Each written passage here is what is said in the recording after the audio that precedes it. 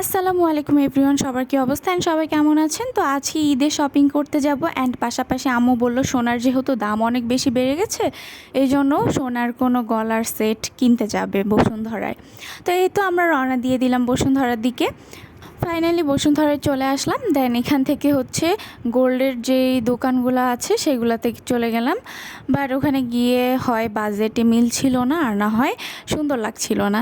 তো এই তো ওটা বাদ দিয়ে আমরা ড্রেস দেখা শুরু করলাম অ্যান্ড এখানে অনেক ধরনের ড্রেসের কালেকশন ছিল, বাট একটাও পছন্দ ছিল না। দেন আমরা এখান থেকে সরাসরি স্টার মল্লিকাতে চলে যাই।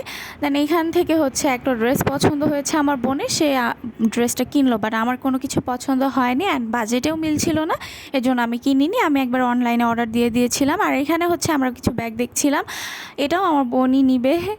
যাই হোক, তো এখান থেকে সব ব্যাগগুলো দেখা হলো। দুইটা ব্যাগ কেনা হয়েছে, একটা বড় ব্যাগ আর একটা ছোট ব্যাগ।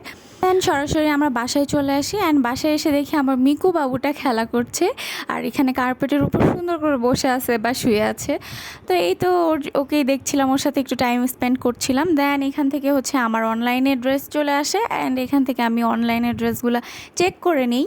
আর এই যে এখানে দেখতেই পাচ্ছেন আমার সাথে মিকু বাবু, সেও আমার সাথে ড্রেস চেক করে নিচ্ছে।